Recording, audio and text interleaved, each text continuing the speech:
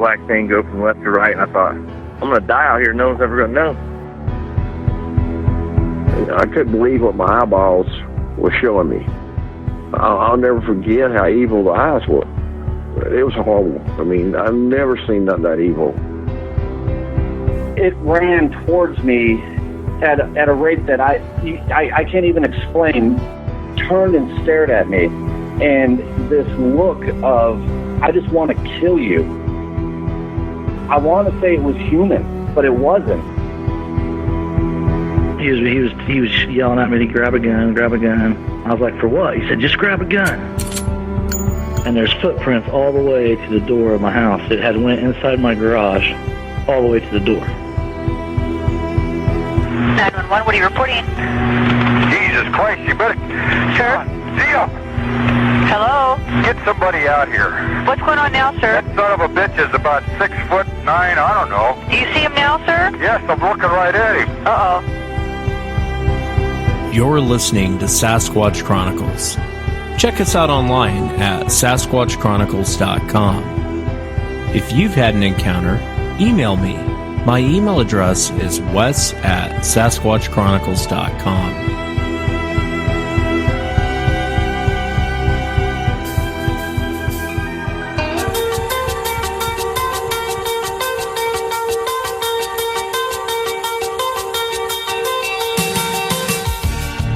Welcome to the show, everyone. Thanks for being here tonight. Got a great show planned for you tonight. Going to be talking to John. And John had an encounter, I believe, in 1968 in Louisiana. And I'm really glad to have John on the show because not a lot of people from Louisiana come forward. And I think there's way more that goes on down there. Then I'll be talking to JC. And JC actually had an encounter in the military. He was on a base, and we got to kind of be careful how much we say about it, because I think everyone signed something because it shut down the night ops and they ran into these creatures. So he'll be sharing that. And then he recently moved to Maine, and he'll be discussing some encounters around his property too as well. If you've had an encounter and you'd like to be on the show, shoot me an email. My email address is wes@sasquatchchronicles.com. If you get a chance, please check out sasquatchchronicles.com. You can become a member and get additional shows. A lot of cool things on there. I know Friday night was Hunter's Night, and I had two hunters on the show. Great encounters. So if you get a chance, check it out, sasquatchchronicles.com. Let's jump into it tonight. I want to welcome John to the show. John, thanks for coming on. No problem at all. Thanks for having me, Wes. Yeah, I appreciate you being here. I know your encounter took place in Louisiana. If you would you kind of just start from the beginning? Tell us what you were doing and walk us into what happened. Okay. I am 56 right now. I was about 6 or 7 years old, so this was in about 67 or 68. We have a lot of levee systems down here, I guess, as you know. We tend to go and maybe cook or boil crawfish or barbecue or whatever out of the levee. It's, fishing and hunting and swimming and the whole 9 yards outdoors, Everybody goes down to the levee on the weekend. Well, this was no different. I was about, like I say, 6 or 7 years old, and all I remember was there was a levee near there. We were on the side of a levee, and they were boiling crawfish. There was a blanket spread out. My mom, my dad, my uncle, and my aunt were there, and I was there. And they were talking and, drinking a few beers and barbecuing, boiling crawfish and just hanging out, having a good time. Well, I realized that they weren't watching me. And there was this little trail that went straight back from the levee, deep into the woods. And I thought, man, I want to go to explore that trail, I was old enough to know all about the animals and I knew exactly what was going on.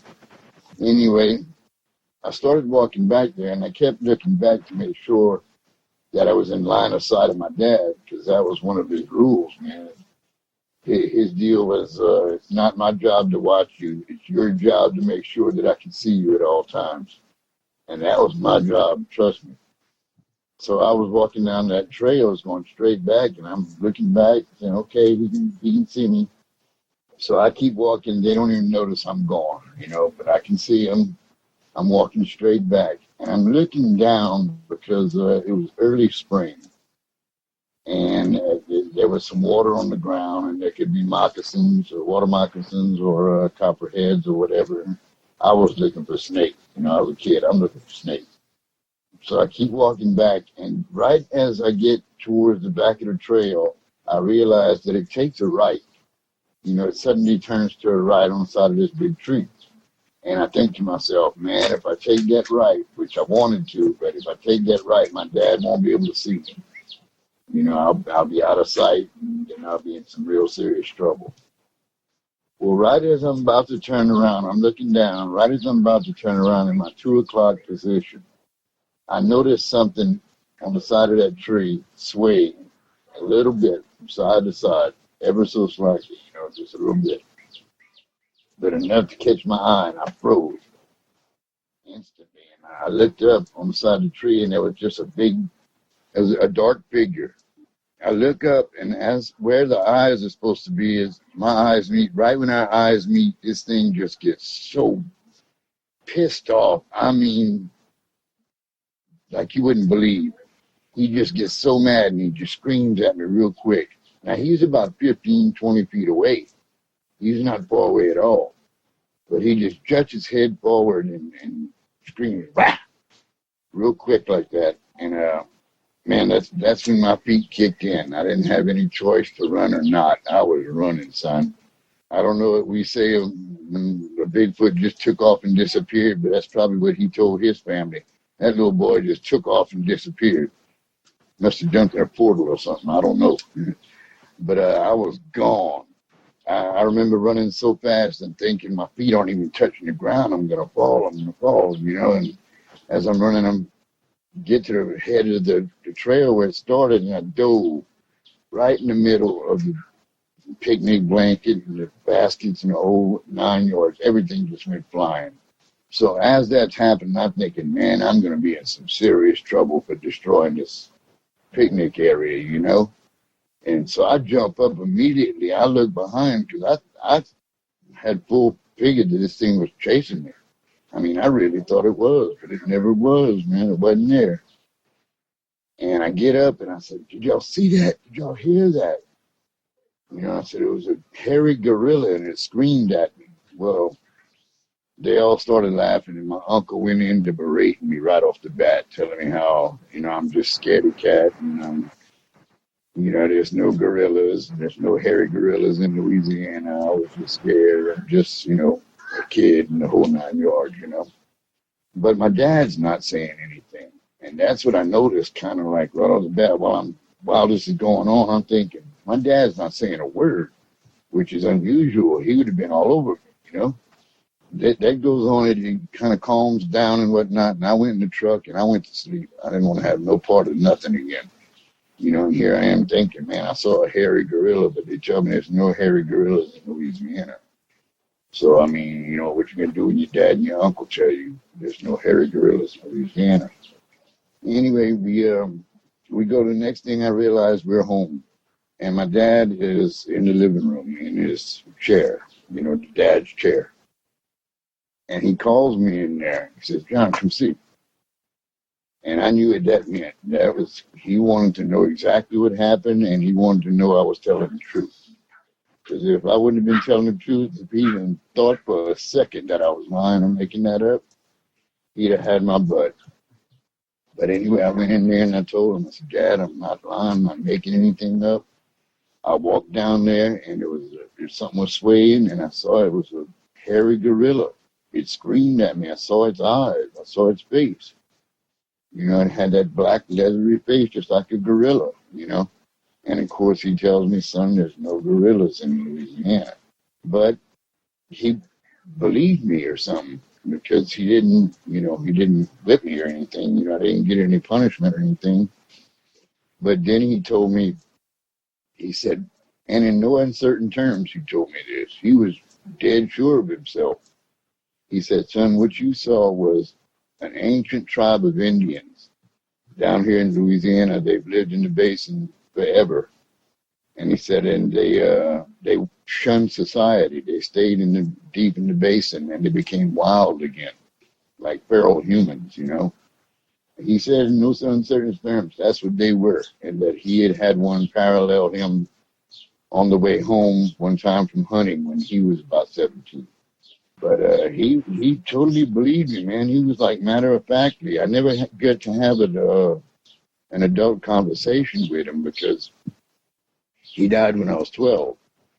But he knew more. He was always the type that was reading, National Enquirer about the aliens and whatnot. So he was hip to it. He knew what was going on himself. Yeah, that's interesting that your dad would, not berate you, but want, and give his explanation for what.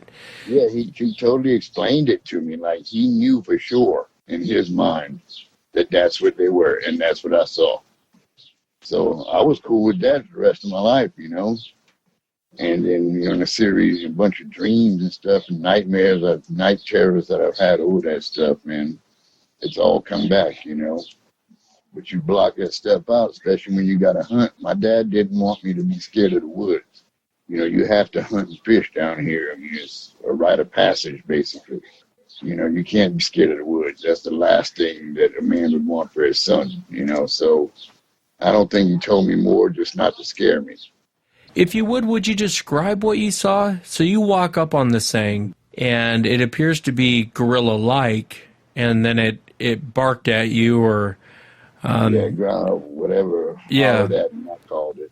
Can you describe it for the audience? Maybe someone who hasn't seen one. Yeah, for me, it was what made me say gorilla was not the way it looked on the shape or anything like that. It was the texture of the face. It had a gorilla textured face, the same black, leathery skin. That's what made me say gorilla, and the eyes. The eyes were so huge. I mean, it was so mad. You could see just in the eyes.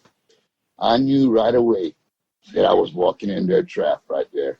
If I'd have taken that right, he would have been in between me and my dad and the woods would have been in between all of us. So I'd have been just all on my own out there. I had no doubt in my mind at the time that he meant to do me harm. Nobody can tell me different today. He got mad because I saw him too soon. I saw him before I was supposed to see him. And that's what made him so mad. That's what I firmly believe. Yeah, I hear you. And you said it looked, when you say gorilla-like, I mean, can you kind of describe what you saw for the audience? Let's say they have no idea what Bigfoot means or what Sasquatch means. I remember the color of the eye being amber or goldish or amberish. And the skin was black, just like a gorilla, leathery. I mean, that's what made me say gorilla, because it was the texture of the face, not anything else but the eyes and the face. It made me say gorilla. And like I said, when it screamed at me, my feet kicked in and I was gone, man. That's really was the extent of the encounter. Now, I will tell you this, right on that East Texas border in Louisiana is the Sabine River, which was dammed up, and they made a reservoir, Toledo Bend Reservoir. It's a huge fishing and outdoor reservoir and park and the whole 9 yards, Later on, my dad had gone on a hunting trip. Down here, squirrel hunting is a big deal. And opening weekend of squirrel season is a super huge deal. So he tells me, son, well, you can't come this weekend because it's a work thing. It's a bunch of men from work and we're not bringing any of the kids. So I'm upset, of course. I'm beside myself. I can't go hunting for opening weekend. Well, he leaves on the Friday. Now, Saturday, I'm mulling around the house in the kitchen, and my mom is doing dishes, and she looks out the kitchen window and says, "What's your dad doing home?" And I thought to myself, well, yeah, what is he doing home? So I meet him at the door, and he comes in with a puzzled look on his face. And he calls me into the room to the chair again. And he tells me, now tell me what you saw when you said you saw that hairy gorilla. So I told him the hairy gorilla story again. He said, and by this time my mom's in the kitchen, in the living room, wanting to know what the hell he's doing home, He says, during the night, he said, half the men left in the middle of the night because something kept walking around the camp, circling the camp, and screaming like a woman screaming, being murdered. And I couldn't believe that people have said that it sounds like a woman screaming, because the only other time I heard that in my life was when my dad told me that when I was about 10 years old. They had heard that, and the rest of them just left the next Saturday morning. They didn't even hunt. They just all took off. They didn't want to have no part of it. So I always wondered, what that was, but he totally believed it was the hairy gorilla thing, I got the impression from him. Yeah, it sounds like it. And so in your encounter, you really felt like this thing, if you would have made one wrong move, it was going to kill you. I think I was walking into a trap. Right instantly, when I realized that it was something there, that's the thought that hit me in my head. I was walking into a trap. I saw it too soon. It got mad because I saw it too soon. I was supposed to take that right. Because it had to watch me come all the way down the trail, Wes, all the way from the front by the levee. The trail was right there, and it was standing right there on the side of it. So it saw me come all the way down the whole time. I guess it figured it had a little tasty morsel, away from their parents or something. I don't know. Yeah. But that's the impression I got. I really did. I have no doubt in my mind today that thing meant to do me harm. Let me ask you too, John, while I have you on the phone, and being from Louisiana, I always assumed the rougarou, and I know I'm not saying it the right way, but that's my idiot way of saying it, the rougarou. A lot of times when you talk to people from Louisiana, they will say, that's a dog man. And then sometimes you'll talk to people from Louisiana and they'll say that's Bigfoot. That's their term. Yeah. Is rougarou kind of a general term for just whether it's Sasquatch or dogman, or have you heard? It's actually a literal term, but it's not rougarou. Even though we do say we murder the language and say it, it's a loup-garou, L-U-C-G-A-R-O-U, loup-garou, which means wolf man in French. And my dad told me this. Now, like I said, he told me about the ancient tribe of Indians that went wild again, and that's what the hairy gorilla that I saw. Because I told him it had people eyes. I forgot to tell you that. The thing that I told him when I was young, I said, but Daddy, it had people eyes, not animal eyes, In other words, it could think. It was smart. It was intelligent. But that's the only way I could convey it back then. But he also told me, he said that they have the ancient tribe of Indians, but there's also another one that we call the loup-garou. He said, but it has a tail. I said, it has a snout? He said, yeah, it has a snout and it has a tail. He said, people think they're magic. They're not magic or anything like that. It's just another type of animal that's out there. He said, but you'll probably never see one. If you see one, either the Indians or the loup-garou, he said, just stay away from it. Just leave. Don't even point your gun. Don't shoot at him or don't do anything. Just leave. Now, that's what he told me about the loup-garou and the hairy gorilla. Yeah, it's almost like your dad knew a little bit more, don't you think? I mean, when you say loup-garou, it's kind of, you almost wonder if, obviously some people, I would imagine, they would think it's legend, they would think it's a myth, but it almost sounds like your dad believed that it was a real entity you could run into, or a real animal you could run into. Yeah. Well, in the movie, the Wolfman with Lon Chaney, they say that loup-garou in there. And, but that's what that always was for us. It was loup-garou. Now people do murder it and say it real fast where it comes out rougarou, but like me, yeah. Well, people down here do it. Don't feel harmed. People down here do that, man. In a nutshell, it did traumatize me, though. I got to tell you, man. My dad and him actually bought me an old-time lantern light that was for a night light, because I slept with a light on till I was in high school, man. Directly related to that thing. Seeing that thing, as I called it, or that hairy gorilla. Yeah, and your dad sounds like a country boy who wouldn't put up with getting you a nightlight. But that kind of shows you that maybe he believed you. He really thought that you had seen Yeah, he did believe me, and like I say, for him to do that was way out of character.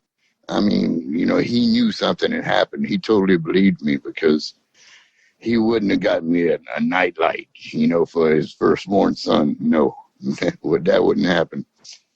Well, let me ask you, John, what do you think Sasquatch is? What's your honest opinion?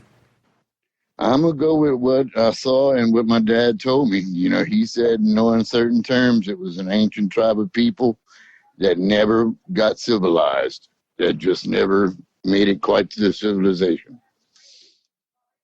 So that's what I'm going to go with, you know, because it did have intelligent eyes. I can tell you that much, you know.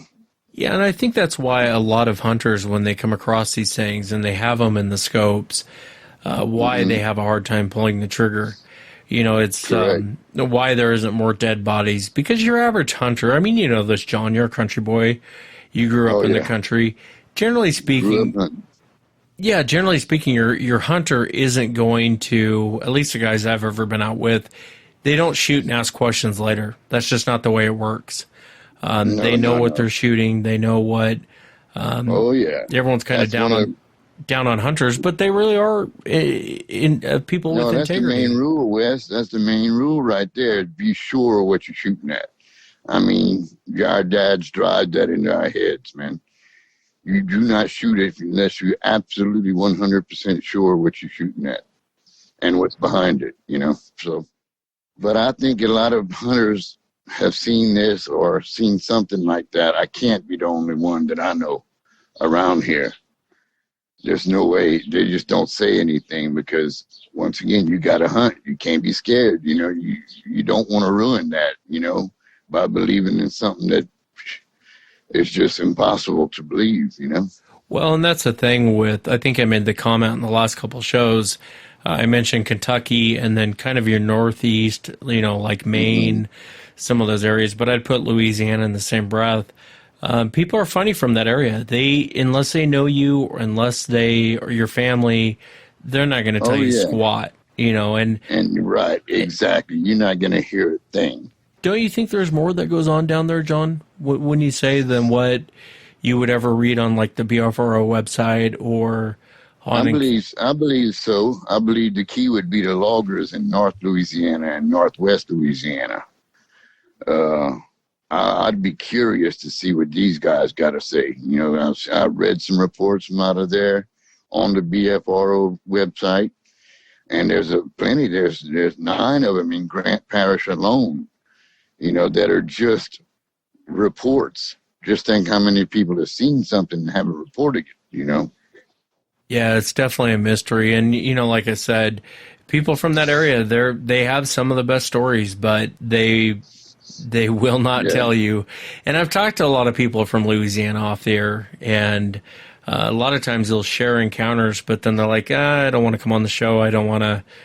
They're so afraid of people thinking they're crazy. And it's like, you know what? Your story's not as crazy as you think. I mean. Yeah, we have grandparents, Wes, like my generation. My grandparents never spoke English. They only spoke French. So I really didn't know what they were saying. So being able to pass down stories about that, you know, would have been almost impossible, you know, because I don't speak French. Yeah. Let me ask you, John, what do you think it would take to prove this thing? Do you think the government's covering it up, or do you think just no one has shot one? I think so, because I think it is it's too human for people to handle. I think that's the whole deal about it. It's too human for people to handle. And of course, there's going to be you know, if you ever watched the documentary on the Honey Island swamp creature, when Mr. Ford had gotten his video of it, the place was inundated. They had to call the National Guard out to come and stop people from going and hunt this thing down. So people are crazy, you know, you don't know what's going to happen. And then you get the religious factor in there, and man, you'll never know what's going to happen. And I'm glad you brought that up, John, because that video he took, and for the audience listening, the Honey Island swamp monster, that was actually shot, I want to say, 5 years before the Patterson-Gimlin film. And yeah, it was early 60s or mid 60s. Yeah. Correct. And it was a good video. That old man took a really good video of this thing walking off. He did. And it gets no attention, and I don't really understand why. And I think it's just as good as a Patterson Gimlin, if not better. And it gets no attention. Everyone says, "Oh, it's a suit," and it's like, "Well, give me a break, man." No, it's not a suit. Come on, man. He's walking through knee-deep water, in the swamp. You don't go walking in the swamp like that. You just can't do it. It just doesn't happen. I know that's Dana Holyfield, his granddaughter, that's promoting that, and that made the video down here, the documentary of that, the Haunting Island Swamp creature. And like you say, that video is just as compelling as Patterson Gimlin, which, is the standard by which all others are judged. Yeah, I hear you. Well, thank you, John. I really appreciate you coming on. I really enjoyed hearing your encounters, and thank you for taking the time to come on and share them. No problem at all. Anytime, Wes. Well, thanks for having me, buddy.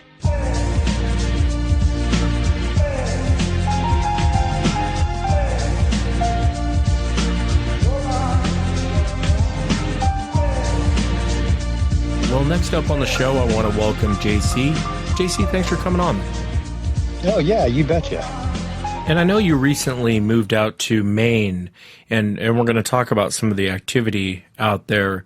But prior to that, you actually were in the military, and you were out on a night ops, and you ran into some of these creatures.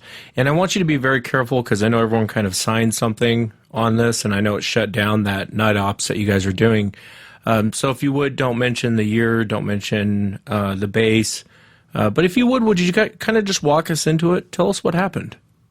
Okay, well, we were just setting up for a high mountain exercise, and what I did is I located a spot on the map, and I checked it out earlier that day and found a choke point. And, I had a creek on one side and had a cliff side on another. And it was probably about 150 yards wide. And you couldn't ask for a better spot. And so I thought, well, this is a good spot for an ambush. And so we set up a nice spot to set up our nest. And we all had our gear up, and we all had our, back then we had our first generation of the first set of, night vision goggles that you could click onto your helmets back then. And, for back then, they're not the best things you can have, but they worked pretty good for what we could have back then. And so, we sat around, and, when it got dusk and about dark, and this is summertime, so it got dark pretty late, and, we sat around a couple hours, and we were pretty quiet, and it was shortly, after midnight, and next, we started hearing this crashing, this stomping coming through the forest. And, there's this section of woods, there's this big rock next to the creek, and we were on the other side of that rock, and there's this big section of woods between the cliff and that big rock.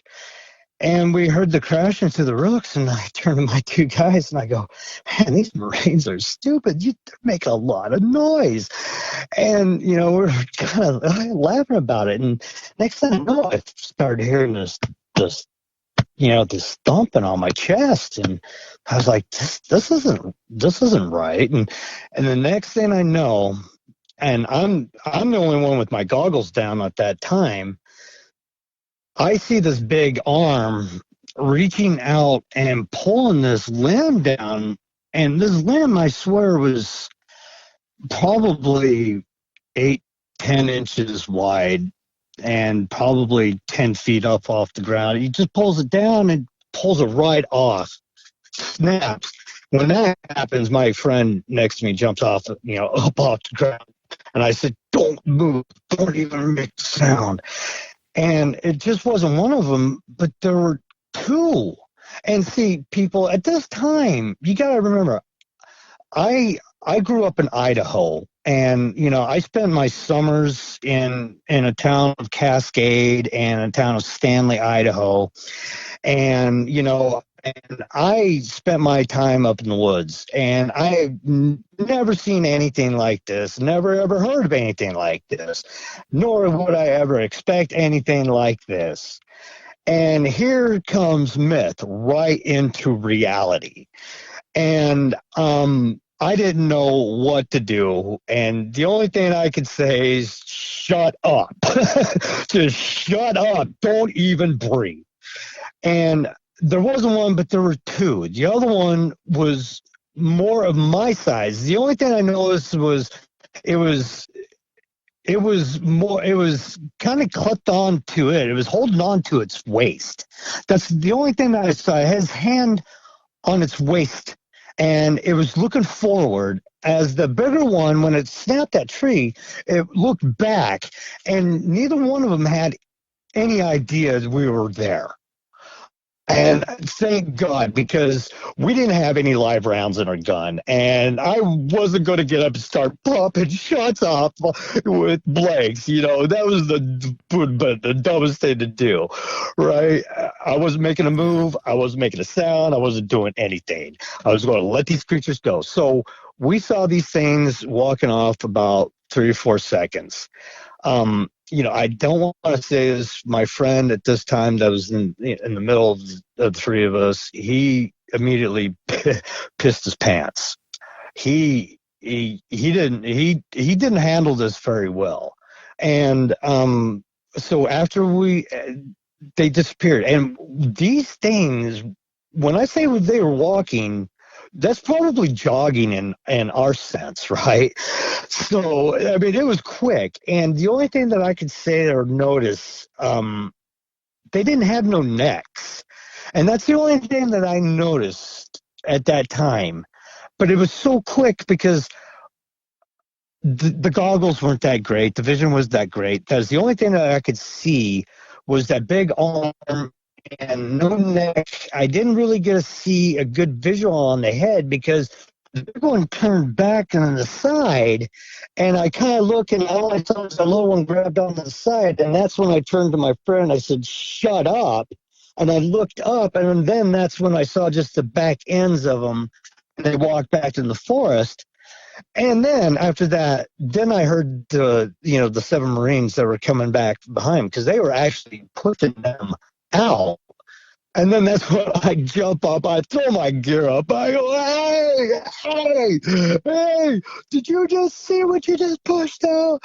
And so at that time, what I didn't know is that down the hill, 11 more people saw these two. And what it ended up doing was shutting down the whole field exercise for the night. And so a whole report had to be made. And so I can't really talk anymore about that, where it was, what happened. Yeah, and I don't want you to. I don't want you to get in trouble. But, I appreciate you sharing it because a lot of guys on bases see these things, especially night operations. They see these things. And it's not just out here in Washington. It's everywhere. A lot of these different bases, Georgia, California, there's a ton of these guys that have seen them. Mm-hmm. It's interesting how the whole night went. You're sitting and waiting. Yeah, the other Marines are pushing this creature up. They see you guys turn and go the other way. And it wasn't just that you saw it. I mean, a lot of people saw this thing. That's fascinating. Right. Yeah. And, we didn't know that until several hours later, until we were in a room and several other people were in there and, making the same report. And we're like, you saw it too? Oh, wow. And you gotta believe me, at that time, see, I'm a geologist, and as a scientist too, and growing up in the woods, and believe me, I know that I wanted to believe that these things are out there. I can believe that these things are out there, but I always, I have to see it to believe it, kind of thing, right? Yeah, no, I understand. But I really didn't want to see it like that to believe it, right? Yeah. And so, but then, so I retired, and, so I came out here to Maine. And so now I've got something else going on. Well, tell us about that. It's very interesting. I don't know if you want to go into the growing of, I don't know if you want to go into all that, but. Well, no, and this is the reason why I contacted you, and this is difficult to tell you the story, and this is the reason why I contacted you, and why I needed to tell you this, and why I think that your listeners, and why I think that you will find this interesting, because we discovered something very interesting about this. Now, I was contacted by a friend who was felt and being stalked and being watched by what he thought was a Bigfoot on his property. And so he said, would you come over? Now, I'm a tracker. I've been tracking since, a long time. I learned how to track basically by watching animals and following the animals into the woods, and and asking everybody every question since I was a kid, I've learned. So anyways, so he asked me to come out there. And so when I went out there, I pulled up onto the property, and the first thing that I noticed, now this is a property, it's got a huge barn. This is an equestrian area. It's got a huge field surrounded by woods, large property. We're talking, over 100 acres. And so I pull up, and the first thing I noticed was an unreal amount of tree structures right there next to the barn. Now, this barn has 2 condos on it. Right on the front, it's really funny. It's got an indoor riding arena, the whole 9 yards. It's kind of neat, but I see these tree structures right there. And this guy doesn't even know about these tree structures. He doesn't know about tree structures. He doesn't really know about this stuff. And so I go, okay. So he takes off for work, and so I go and I look, and I first noticed the largest set of tracks I have ever seen in my life. These are deeply set, imprinted into the grass. Okay, I follow them in, and then I find half of a track set into the mud. I break out my backpack, I take out my measuring tape, and I measure it. 22 inches long by 9.5 inches wide. And I got 3 toes, the big toe and the 2 other ones next to it. The other 2 were in the grass, but what in the heck is out there walking around barefoot? And first of all, folks, I got to tell you first about this, and I got to describe this forest for you and everything, because, I've been around the world. I've been in the jungles of South America. I've been in the jungles of, like Okinawa, Malaysia. I've been there in the Olympics. Of course, I grew up in Idaho. I went to college in Montana. Those are the dream of woods to walk around in. The Olympics, there in Idaho. Those woods are nice. When you come here, these are so thick. We got nettles here too. We got briars and stuff, but these are so thick that you can't even see, even if somebody's wearing bright orange, not even 20 yards away in these woods. And the ticks are so bad that you can't even go out for 20 minutes and come back and not have 30 ticks on you. Okay, I went out and purchased a suit specifically to go out in these woods to do what I'm doing, folks. And folks, what I'm doing, we'll get into this in a minute. Okay, but I spent a pretty penny to buy a suit to go out in these woods because the ticks are so bad. People do not go out in these woods at all because of this. Okay, so when I say that nobody goes out in these woods, nobody goes out in these woods, all right? They stick to the roads, to the trails, to their four-wheelers. They do not go out in these woods.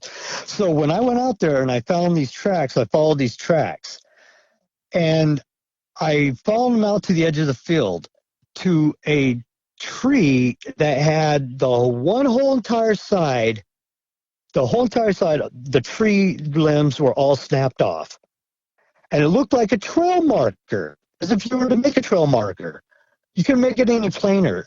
And it looked like as if one was snapped off every year, as if a new one was snapped off every year. It was weird. And I looked down, and now this was an old horse trail. And I looked down, and I see another one down about 50, 75 yards. So I said, okay, so I go down to the next one. And I see another one. So I make my way down about 3/4 of a mile to the end of this horse trail. It's the only trail of any sort in any of these woods. And I get down to where this bog is, and about 100 yards to my right, I hear a knock on a tree. Right after that, to my left, about 150 yards, I hear another knock. I go, okay, well, I'm not used to Maine. I just moved here. I don't know about you, but I don't know of anything that knocks on trees. And I kind of know about this stuff. And to me, that kind of sounds like Bigfoot to me. I'm backing out of here because I'm by myself and I don't even have a gun. So I get out of here and I back out. Needless to say, I start hanging out with this guy every night, going out there to see if this thing shows up. Week later, we're out there smoking a cigar on his deck, and we start hearing something coming up, close to the building. And I see these two greenish glowing things in the woods, and I've never seen this before. And the next thing I know is they blink. And I turned to him, I said, do you see what I'm seeing? And he had to look at it, and he doesn't know. And what on earth has big greenish eyes that blink like that?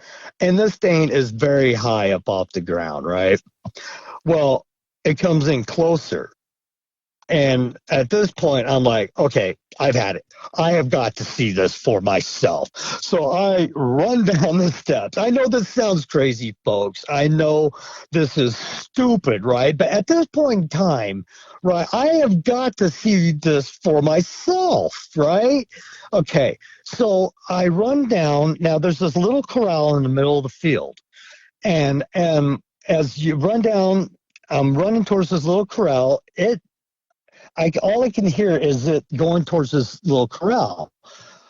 At this point, it's dark, right? But the moon is about a third full, and it's facing south, and it's about going down.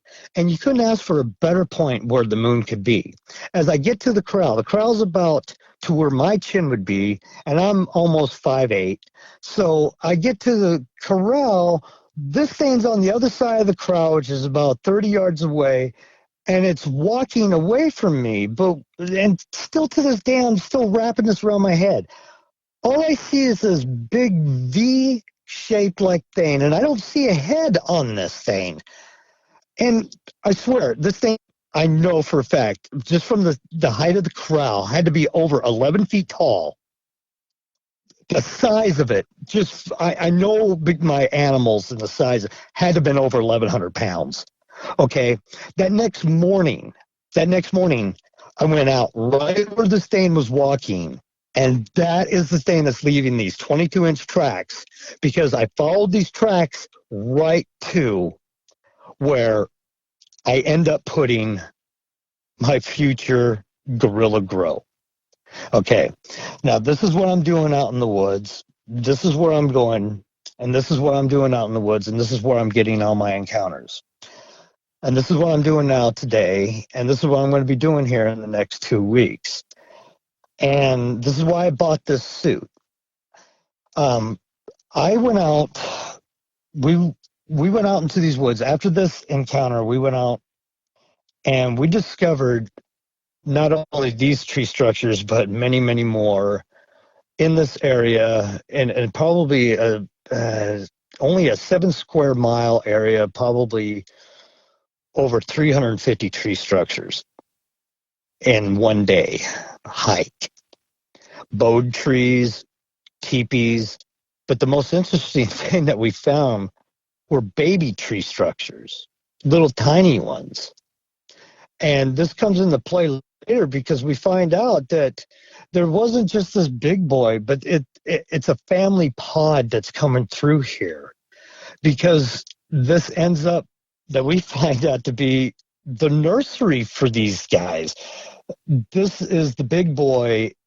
There's a mama, and there's the 3 babies. Now, the 3 babies are a different age, but last summer, September, when we move out of this place to move into this house that we just bought, the 5 of them came. I don't know. when we were moving out, it seems like they knew that we were moving out. The night when we left, they all came in to say goodbye to us.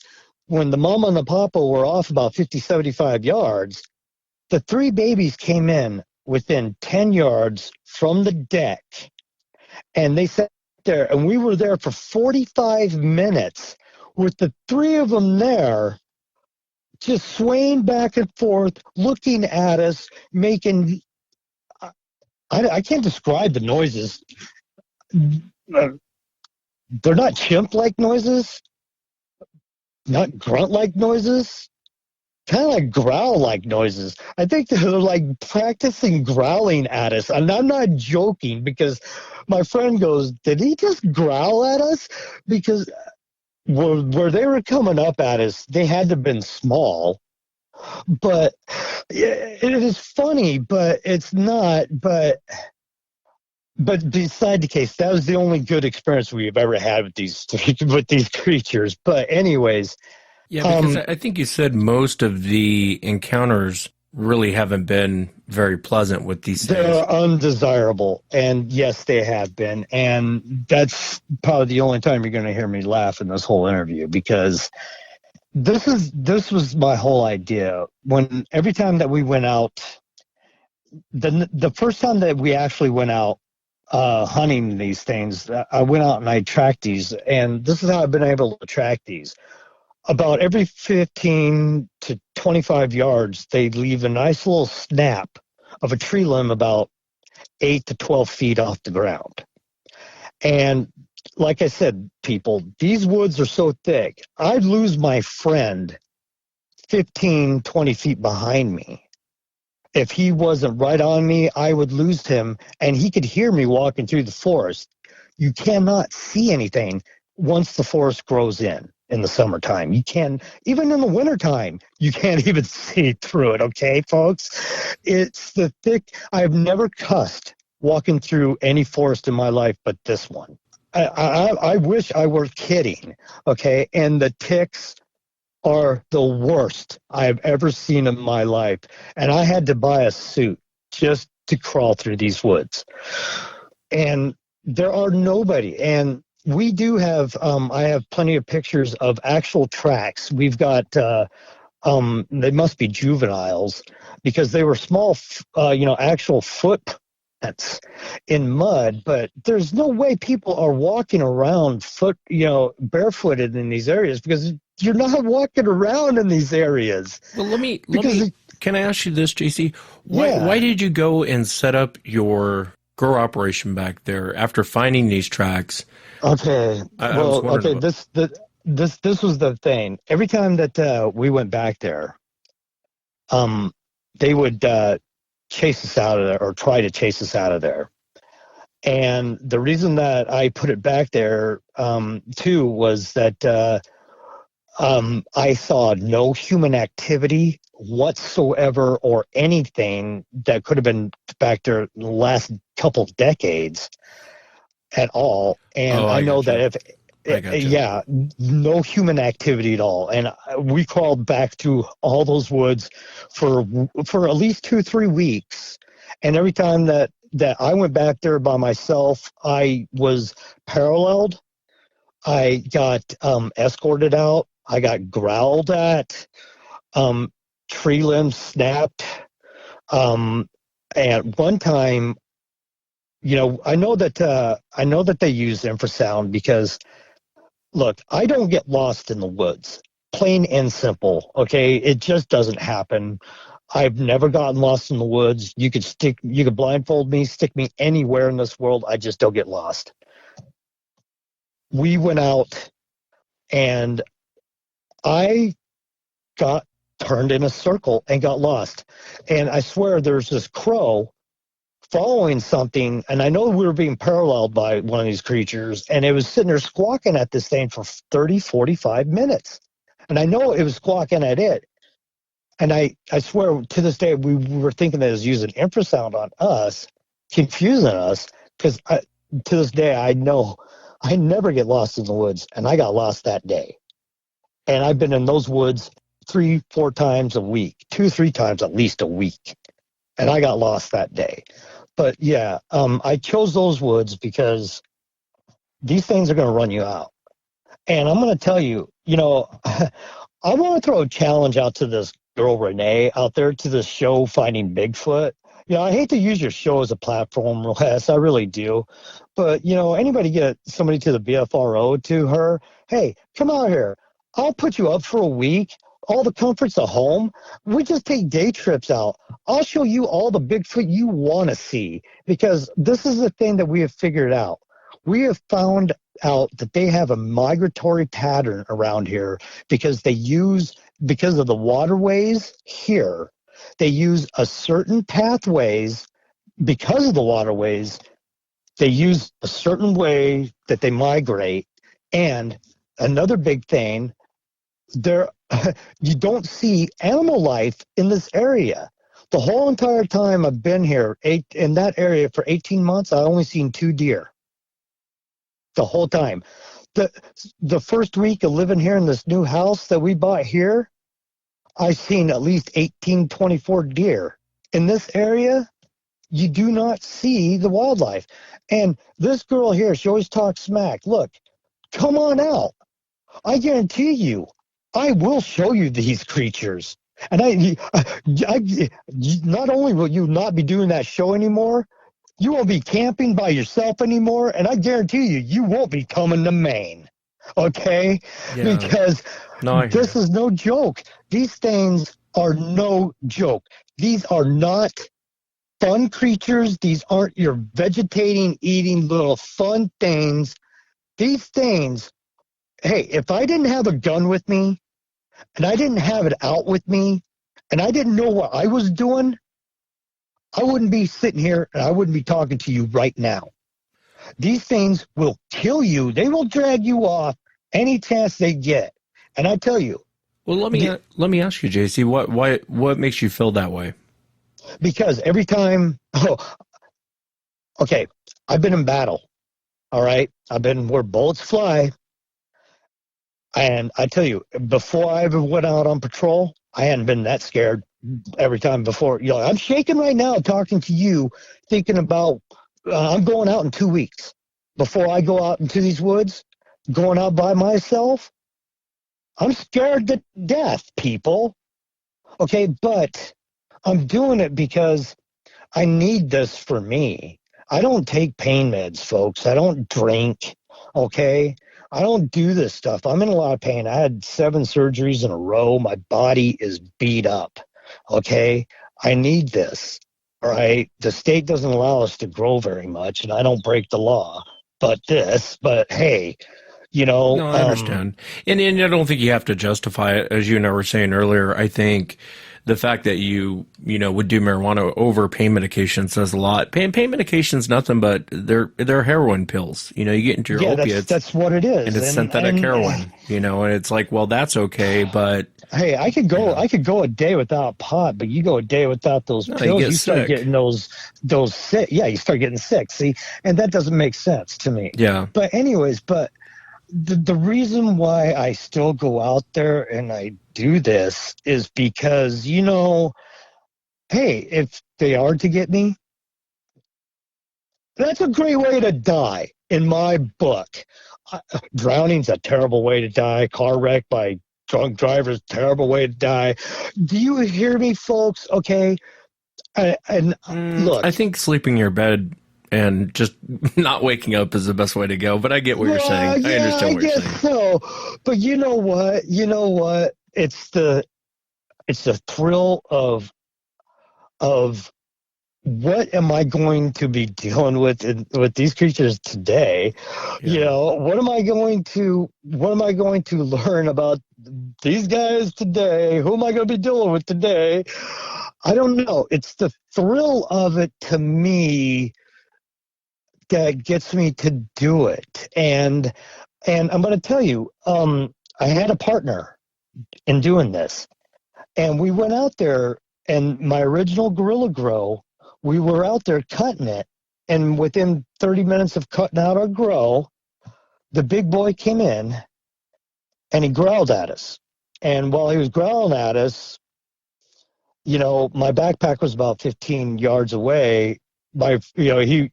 he was looking at me. My buddy was looking at me as I'm running to my backpack to grab my gun. As soon as I grabbed my gun, he stopped growling. I chambered around. Of course, I'm not pointing it at him. But then this is the only thing I can say. You know that 1976 version of King Kong? Yeah. Okay. As he's walking to the forest to go get the girl, right, and he's pushing the trees down. As this thing is walking, because this is kind of downsloping, because we're kind of like at the top of this kind of like hill. So he's walking down. He's pushing the trees down. And I'm not talking tiny little trees, people. He's pushing these trees down. And my friend is sitting there the whole time with his mouth open. And from that point in time, he never contacted me. He never came back out. And he never came back to that area ever again. And this was a daytime sighting? This was a daytime. This happened at 1:30 in the afternoon. And were you able to see him full on, or did you get a glance at him as he was walking away? All I saw was darkness that was darker than the darkness of the forest. And during the summer, while I was inside the same Gorilla Grow, because this happened in the month of May, and this is while the forest is still growing thick, right? In the middle of the summer, while I was in the same Gorilla Grow, I got charged not once, twice, but 3 times by multiple creatures. And the last time I was charged, they came right up to the edge, and what stopped them was when I chambered my pistol.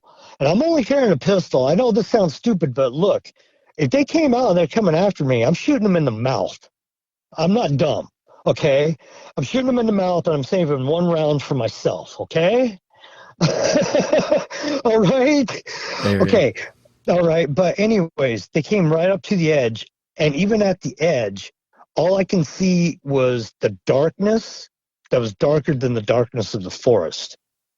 And I know this sounds really crazy. And why didn't you leave? Why didn't you walk out? Why didn't you leave?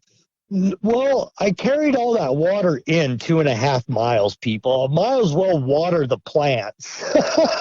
And I didn't want my plants to die.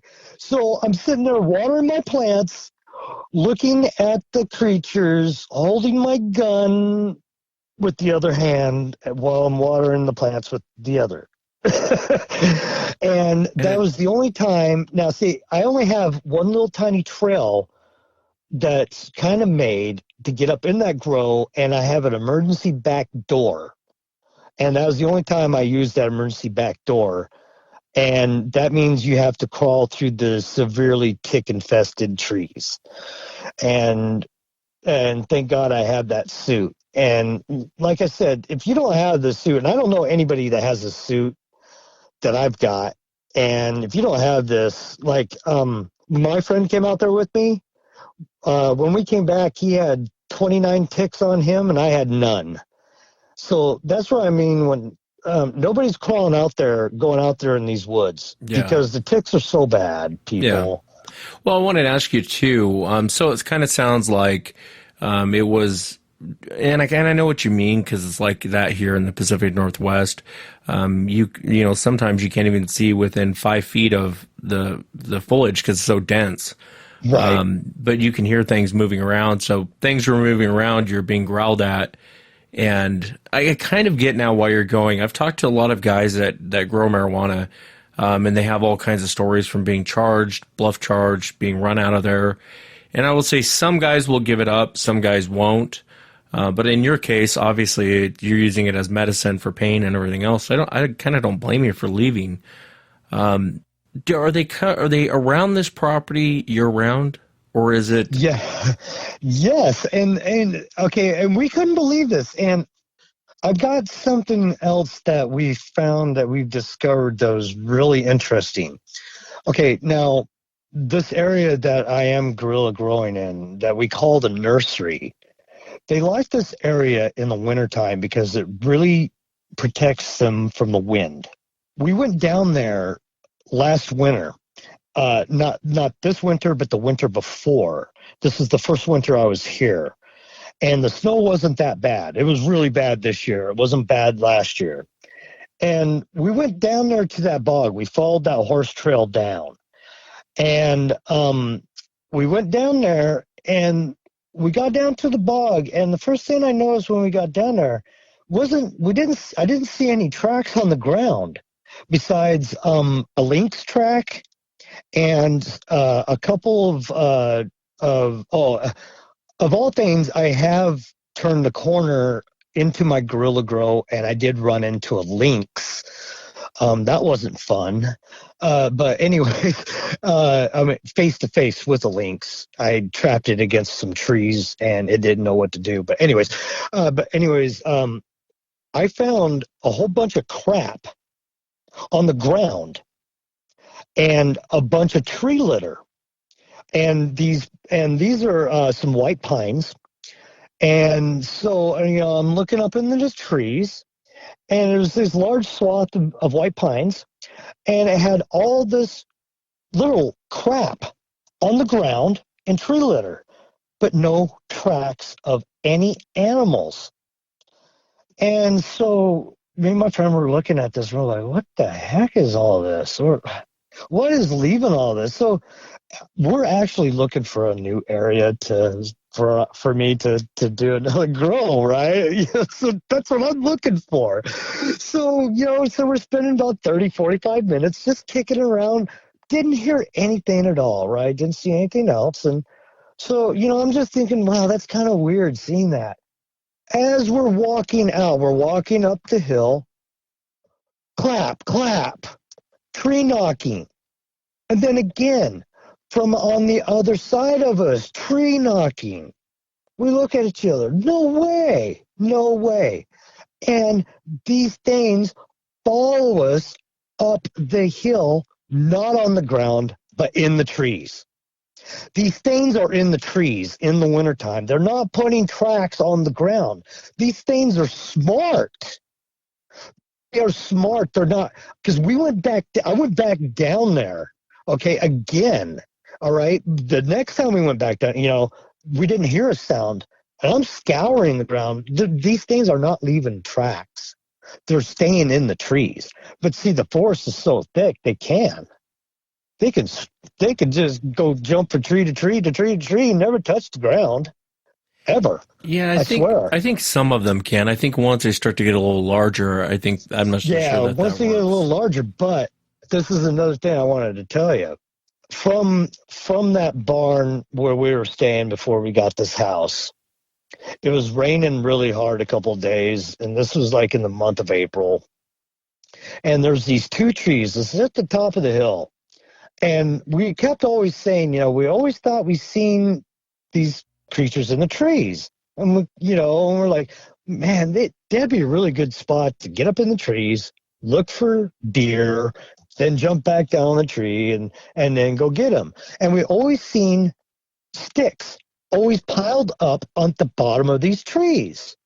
All right. My friend pointed this out to me, and I didn't really notice this, right?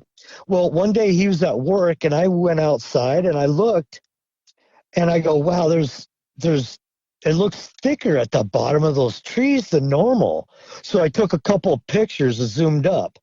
The next day, I went out. It was, it was cleared up a little bit. The trees looked completely different. I took the pictures and we got the comparison photos. Those things sleep in the trees, and they sleep in these trees. Okay, and these are the very bottom limbs that are coming out, and these are big limbs that are coming out, and these things are dragging other tree limbs, live limbs, up with them and covering them up, and they're sleeping only like 12, 15 feet up off the ground. So even the big ones are sleeping up off the ground. That I'm guessing because, even only when, it's really bad rain, only bad storms. But I want to tell you, where this Gorilla Grow I have, there are 4 or 5 actual nests within 200 yards from this grow that we cut out. And I think that big boy was sleeping that day in one of those nests that he built where we were cutting, and we woke him up. And I know they sleep down there quite a bit, and they are there. And I know that they're there approximately every 5 to 7 days. The family pod, but there's also a group of 3 juveniles, and sometimes they break up to 2 or 1 that come around. And there's one other thing. They're not nighttime only. These guys are daytime. I was out on that deck playing with some plants. This was last summer. This is the month of July at 1 o'clock in the afternoon. And I heard a tree knock. I'm like, a tree knock? Are you kidding me? I had 2 pieces of wood right next to me, so I knocked them together. Not even more than 2 minutes later, I hear this. I was like, no way. And it was coming from that field. And last year was the most epic year for ticks. So I know that there was nobody out there because the grass out in that field was already up to your chest. So I know nobody was out there. No way. And I know that was the juveniles because those are the only ones that communicate that way or even do that, because I think they were checking, hey, are you the big boy, or, who are you over there? Who are you over there? Checking out who's there. But I just couldn't believe that at 1 o'clock in the afternoon. These guys are not just nighttime only. These guys are coming around during the day. So sounds like a very unique situation. Have they ever messed with your plants? Okay. The first time that I got charged, the next time I went back to the grow, which was 2 days later, it hadn't rained for 3 days. The ground wasn't that wet. I have a specific little path that goes up to the grow. You have to hit it just right. When I started going up there, I started seeing the tracks from the big boy. When I well, I know it was the big boy is because it stopped right at the entrance, and the track went into the ground 4 inches deep. The soil wasn't that wet. With my boot on, I was stomping into the ground, and I couldn't even penetrate a half inch. That's why I told you I was guessing this guy had to have been well over 1,000 pounds to do that. But no, and that's what I couldn't figure out. I'm sitting there right next to the guy's bedroom. I cut out, this big, large swath, and I get growled at, I get charged at, all this stuff. I'm getting escorted out all the time. They come right to the entrance to my grow, and he just turned around and he walked out the other way because I followed the tracks out. He went out a different way. And that was the only time they went right into the entrance of my grow. But he did not enter the grow. Why? I don't know. I really don't know. Yeah. And so this is the only reason why I'm going back to the same spot. I'm doing it again. I know this sounds stupid, people. I know it sounds crazy. But if they're not messing with it and they're going to keep people out, that's where I want to go. This is where I want to do it because there's nobody there. There's nobody going there. And it really, I'm not saying where this is at, folks. If you really knew where this is at, you would really be going, what? Yeah. No, I think Maine is good enough. It's, the thing with the marijuana is, and I've asked a lot of the guys off the air, did you ever get your plants messed with? And I'll say 99% of the time the answer is no, they don't mess with them at all. But it's for people out there who don't know about it. I mean, you got to usually walk a mile or two, get your water, walk it all the way back, water everything. And what's interesting is a lot of times with these guys, they will report being watched and being stalked while they're doing this. And it's fascinating. The only time I've ever heard of a Sasquatch, there was a moonshine operation one time a guy was telling me about, and he caught one of these creatures in there drinking some of the moonshine. Because I know they like that mesh. Yeah. That corn mesh. I know they have a taste for that from what I've heard, so that's one thing. But they don't like this stuff because I know the deer don't like it. And, it just amazed me because I figured I would have came back and that whole entire area would have been just torn to shreds. I really thought it would be. And to be honest with you, I really thought, that last time I was there, they were going to come out and tear me a new one because I thought they were about had it with me. I think that first summer, back in August of 2016, they were shocked that I even tracked him down to that one area down that bog because I know no humans go down there and there hasn't been any activity down there. And I actually, and one thing that we have done that I do that I make sure that I do is I smoke a cigar and we put that scent out so that every time that we're out in the woods and if they smell that cigar, they know it's us. And when they come up to the barn and we're smoking the cigar, they know that it's us. And the last time the night before we moved out, and check this out, the house that we bought, we had to wait 52 days to move in. The lady was just being a rat. Okay. We had to go camping for 52 days. The campground that we chose, this is how we figured out their migratory pattern. Creatures were also out at this campground because this campground is also part of their territory. And their howls, now it kind of sounds like those Ohio howls, but it's a little bit different.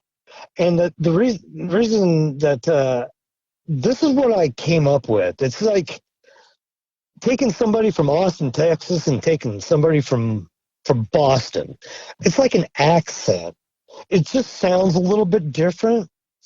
But when we moved here to this new house, and this is one thing I didn't mention to you before when I talked to you on the phone, back in October, I heard a different kind of howl. And I don't know if this is what they call around here that dog man, but it was a different kind of howl. And I heard this not too long ago either, before too. But I called it in by doing a knock. But this thing had red glowing eyes. And where it came into the edge of the forest, the next day I went in and we found a track to it. Where it came into we have a cemetery here on the other side of this road. And it came into the edge of the cemetery. But this thing had red glowing eyes. But this had a completely different howl. So I don't know if it was a different creature or if they have like different accents. But when we're out in this campground, we know there was the same family because we actually saw the same glowing eyes at our campsite. Well, my friend did because I was actually asleep because he was up late that night. He said he saw the glowing eyes, the same glowing eyes, but we've heard him howling off in the distance, always around 3 o'clock in the morning, 3 o'clock in the morning. Seems like that's when they get their dinner. Yeah, no, I tend to agree with you. I know there's been so much that's gone on, and you've had so many encounters so many out there. And a lot of those guys, like I said, I mean, I've talked to a lot of guys doing grow operations, and they can tell you stories all day long about stuff they've seen out there. I wanted to ask you, though, what do you think Sasquatch is? This is, I know you've asked these to a lot of people. And this is what I want to tell you. Sasquatch is the thing that actually belongs on this planet, and we don't. I don't think we actually belong here. I think we actually came from somewhere else. Because when you see these things walk through the forest, these things belong in the forest. When I saw this thing walking away from me, it wasn't bobbing around. It was like gliding away. We have trouble. I have trouble walking around in these forests. We have trouble even just surviving in these forests. These things are made for these forests, right? Okay, now I want to ask you this. We don't have any mummified remains of Neanderthals, do we? No. Okay, so why are they putting skin on it? Because they wanted to make it more human-like, to make themselves feel better. I think you put fur on that Neanderthal, and I think that's more of a Sasquatch, don't you think? Yeah, I would tend to agree with you on that. I know Danny Vendermini has that theory, and I tend to agree with that. Yeah, see, and I think so too. Now, I believe that, I know that's kind of far out there, but look, we might share a little bit of genetics with them, but I think they're the things that belong on this planet. They're the ones that belong in those forests. So you think they're more of a Neanderthal? Is that kind of what you're saying? Yeah, they're more of the older species, the more of the throwbacks, the things that have been around on this planet a lot longer. And or a more modern species, even if you want to say that, a more modern species of a Neanderthal that is adapted to the forests, that could be. But I think that, they're more of animal than anything else, because from what I've seen and from the way they act towards me out there in the forest is more animal than it is human-like. But they do show some human-like attributes, like that night when they brought their kids to say goodbye to us. That's what it seemed like to us. It seems weird, right? But they did, because the parents were off in the back and they let the kids come up and play. They show some things that are kind of like human-like, but I'm telling you, they're more animal than they are human. But they communicate in a way that is not like animals. I can tell you that. They are an in-between. That's about the best that I can tell you.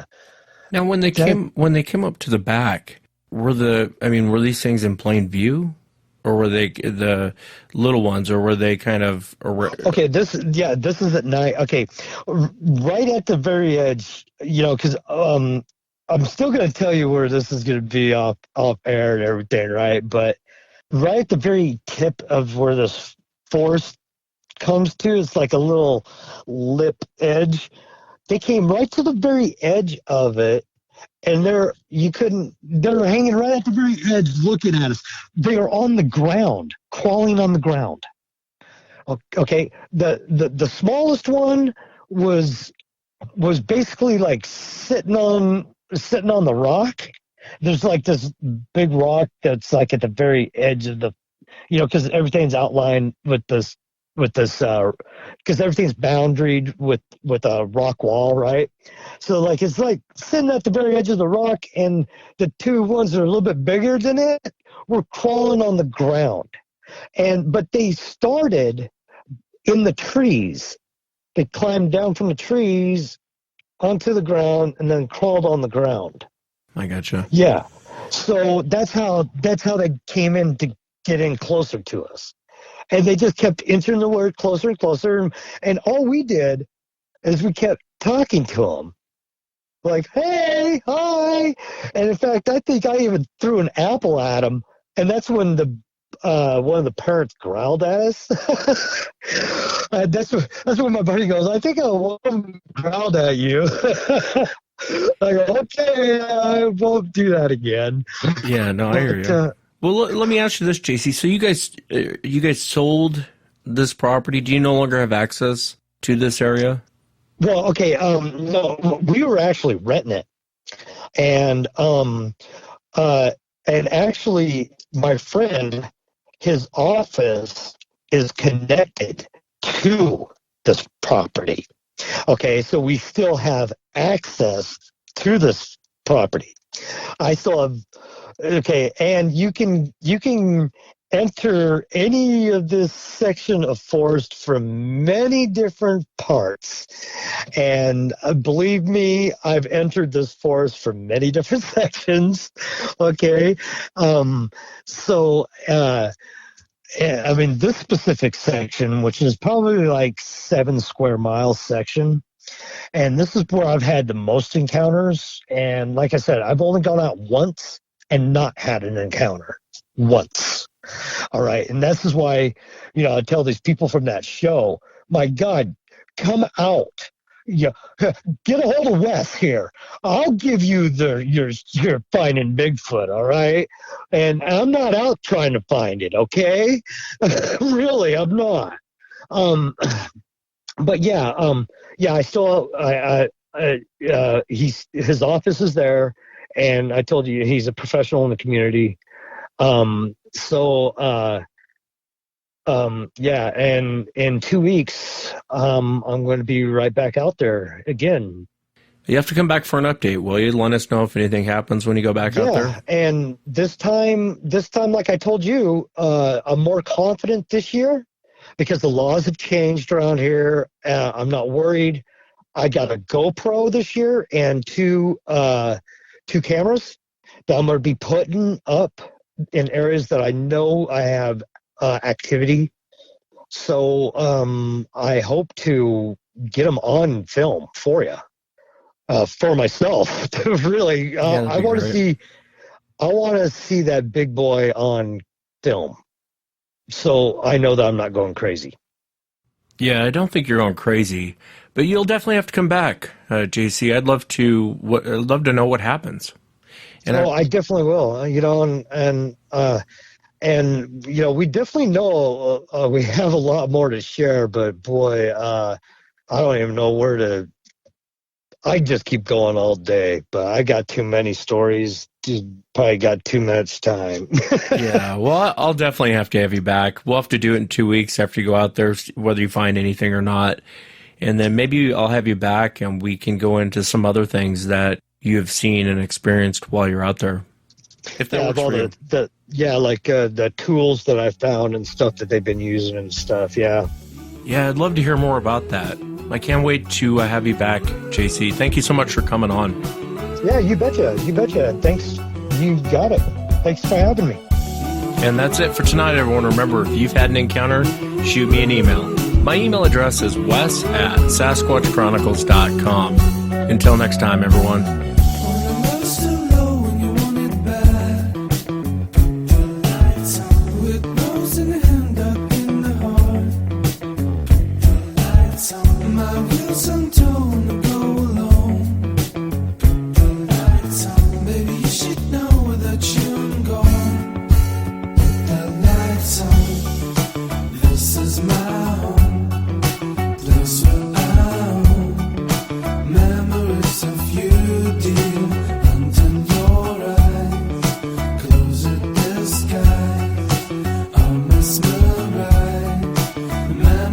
Of you, dear.